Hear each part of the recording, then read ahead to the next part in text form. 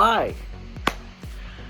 Welcome back, Dreamers, to episode 2 of Severino Snakes. I promise it only gets juicier and better from this. You'll get better camera angles, better music. It'll be tea-filled. But for now, we are continuing with these last depressing days back in Florida. And we're starting off with a very, very serious clip of me crying, which is nothing new. However, this particular cry actually happened 3-4 weeks after my grandmother had died. Why is that important? That's because I processed that night and I cried. I filmed it and I wanted to keep the timestamp. I wanted to know what happened, and I mainly did it because I wanted to understand what was going on in my brain, and now I understand what's happening. In this video, you can tell that I'm crying, you can see that I'm processing, and it's a lot heavier cry than I feel like a lot of my other cries are, and here's why. Here is part of the reason I wanted to show this clip, because this part is tea-filled. 3 hours. 3 hours after my grandmother died. Posts about her death run Facebook. About she's in a better place. She's an angel now. She's looking down on us. Stuff like that from all of my family members, my mother included, and everyone else who knew. And guess what happened? The night before, I told her I was gay. She was still alive. I had seen her the day before, and I honestly was praying really hard, and I genuinely thought like I had a lot of hope that she was going to live. Now, I'm not upset that she died the next day. Like, it hit me, and it hit me hard, and I processed, and you know, I went through the grieving process, and it took me, like I said, 4 weeks for me to get through this, to cry, to finally get it all out, to understand, to do all of that jazz. It is not okay for you to post on Facebook after 3 hours of somebody's death about them becoming an angel. I don't care if that's true or not. I don't care if you post that 2 months after. That's a-okay. But 3 hours is not okay. A day is not okay. Even a week, God, I don't even know what to say. Because guess what? I didn't find out through anybody in my family. I found out through those Facebook posts that my grandmother had died. Let that sink in for a second. Close your eyes and think about that. One of your favorite people on the planet has just died. And you find out because of your family via Facebook. Nobody texts you, nobody says anything. You're just, yeah. I found out through Facebook. Because I was taking a nap, and I was really tired. I had to wake up for work at like 3 a.m. And I said, don't wake me up unless it's an emergency. And apparently, it wasn't an emergency enough to come and tell me that my grandmother had died. And I woke up, I checked Facebook, and I found out she was dead. And I get text messages from 2 of my cousins, who I have other tea-filled stuff on, who texted me, hey, I know about grandmother's death, hope you're okay. No, I'm not okay, because I found out through Facebook, and I will not be processing for a while. I have to go through the motions of a grieving process, because I had been through it before, but not too many times, luckily. I'm blessed, and it's just frustrating. It's frustrating. So just think about that for a second while you watch me cry, because I think it's important to show men crying, because a lot of people don't think men cry, or they tell men not to cry. My dad has told me several times to suck it up, to man up, and that needs to go away. We need to stop telling men that, because men should be told, let out your emotions, speak it through, cry it out, and go through the process. So here's that clip.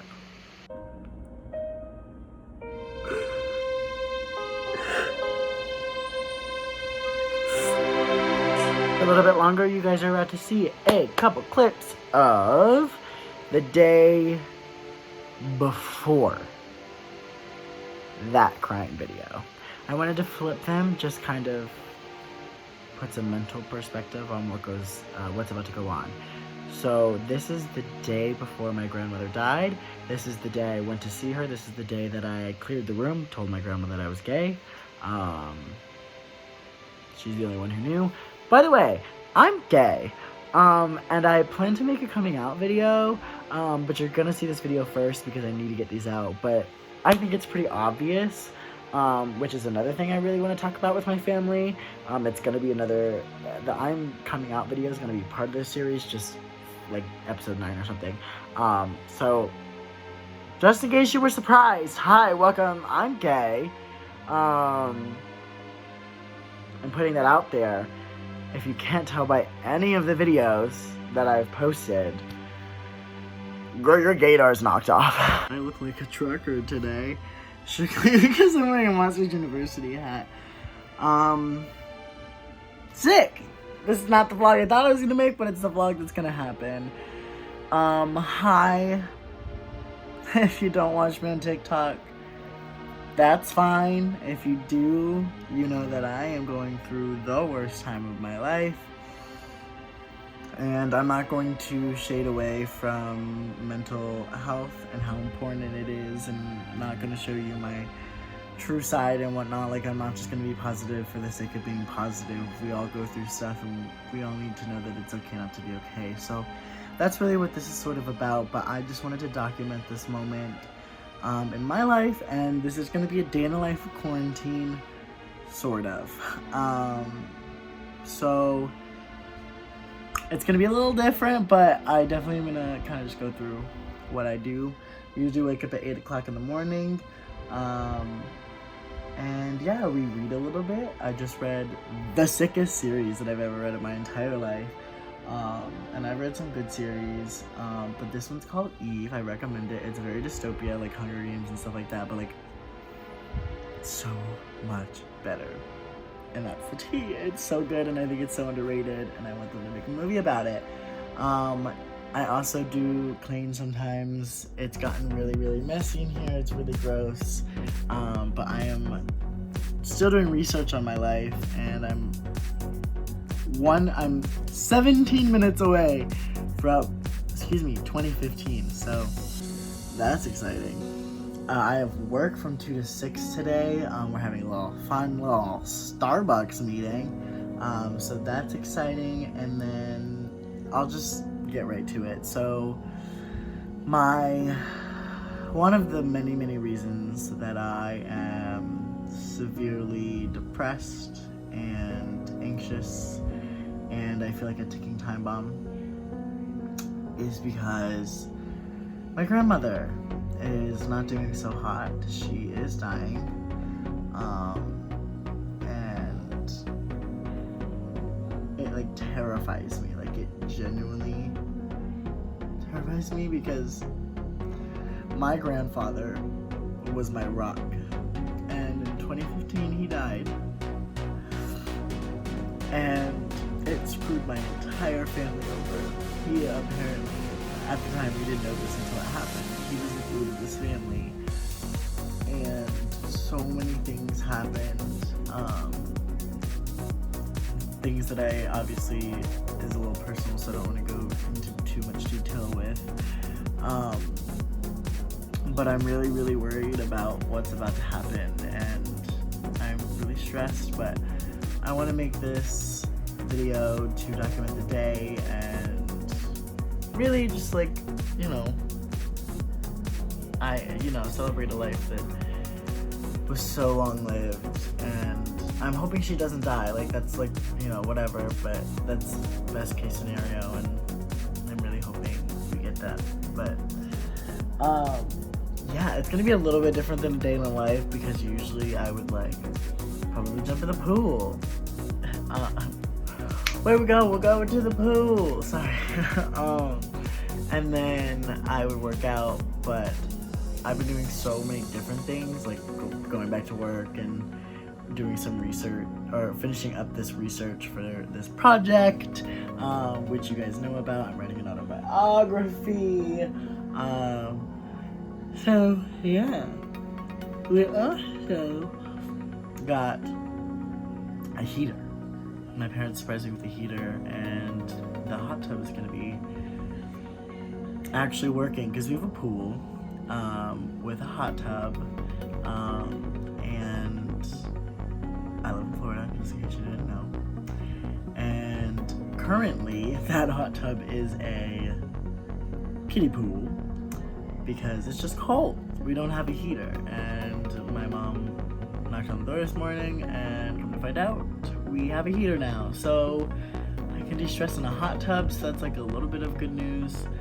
But overall, I'm just, sad and depressing. And you know what? That's okay because I'm a man, and I cry, and I'm emotionally vulnerable, and that's okay. And us as a society, and obviously, like I said, I'm gonna go into more detail next week about how it started, where it's going, where we're at, etc., in terms of men's mental health awareness. But it is okay to not be okay as a man. It is also okay to not be okay and cry as a man.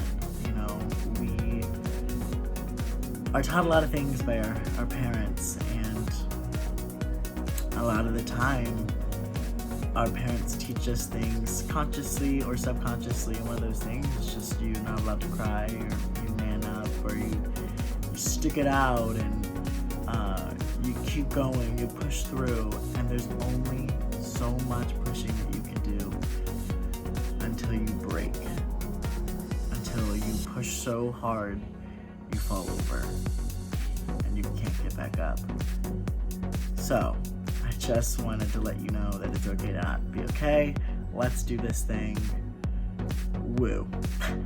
Okay, hi. So I just completed a meeting about opening our cafe back up to guests at Starbucks. So I'm in this fancy schmancy outfit, and now I'm going to see my grandmother, and I'm gonna be an emotional wreck, but I really wanted to, oh gosh, hello.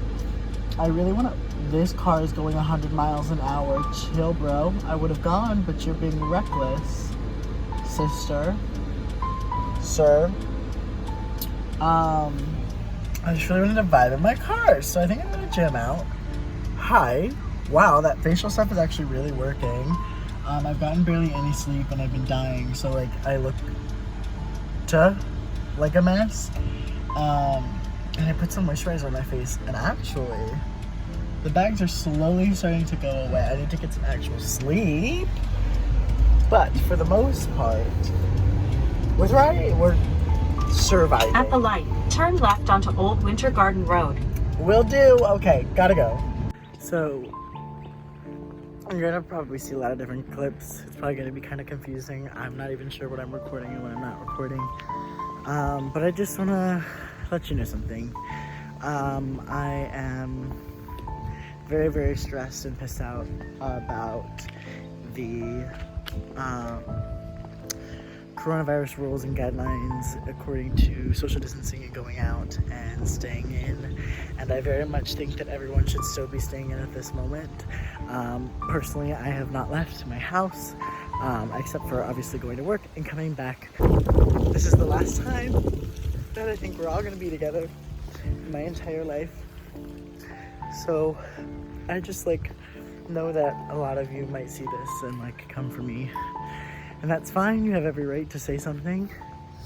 But I just want to let you know that this is really, really important to me. And I just I need to record it, I need to put it out there, and I need to make sure people know that there's more than just black and white. It's more than just he said, she said. There's so much more to every story than you really do know. So I just want to put that out there. I feel like I've been walking forever, oh my god. Now you guys are gonna see, oh no. So now you guys are about to see a couple of super random clips. The first clip is going to be of protests that I went to in Orlando, was being super safe. But I wanted to show these clips because there are still protests going on. There hasn't been one here for a minute where I live, which I'm not telling you yet. That'll be episode 3. But there was almost one, and then something happened with it. Long story that I will tell in episode 3 if I remember. But you're gonna see some protests. I think it's important to still put this in the media, including YouTube, because people don't think they're going on, yet they are. These are from the beginning set of protests. However, we still don't have justice for a lot of the key players in this, and we need to continue to speak about it. We need to continue showing these videos. We need to continue showing our pictures, and we need to continue having this conversation, because if we don't, we just full cycle again, and it's not okay with me, because cycles are vicious and dangerous. Hence why I'm making this series, because generational curses are a thing. My family are a massive pile of dicks is the only way I know how to describe my family. And I've been hurt, traumatized, call it what you want, be dramatic about it, do whatever. But that's what those clips are. Then you're gonna see a clip of me just being funny in the hot tub that I had. Then you're gonna see a TikTok of me. Now this TikTok, excuse me, is me crying again, because I cry a lot. I cried a lot more before, because I was very emotional. But you're gonna see a clip of me crying in my graduation outfit, because I had just gotten my cap and gown in, and I put it on, and I was like, this is real. And I just couldn't comprehend, and then I realized this is the first step of me really finishing up and doing everything else on my own. So there's that. And then you're gonna see a clip of me joking around with my mother, who did not like me calling her new lights satanic, even though there's a pentagram in the middle of her lights, which you can compare photos if you'd like to look up the word pentagram. And the lights just look satanic, and she didn't like that. Now, she didn't say anything while I was taking the video, but afterwards she was really mad that I called her lights satanic. She didn't like that, so she started to yell at me, and it was not fun. I did not get that piece on camera, but I have a lot of other footage of people yelling at me, which starts on episode 4, so continue to watch. Episode 3 will have a trailer at the end of it of the rest of the series, and in that trailer there's a lot of screaming, a lot of yelling, a lot of two-year-old stuff, a lot of videos, and there's a lot of pictures that I took that a lot of people don't know that I have. So that's coming as well. And yeah, so I'm gonna leave it off here. Remember, it all starts with an idea. Dream big, guys. Have fun watching these clips. I love ya. George Floyd! George Floyd! George Floyd! George Floyd! George Floyd! George Floyd! George Floyd!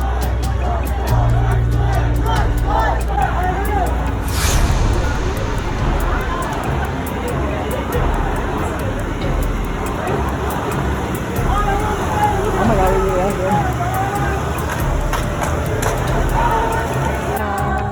happy birthday to you.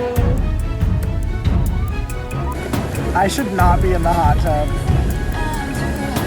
Like, am I SOS?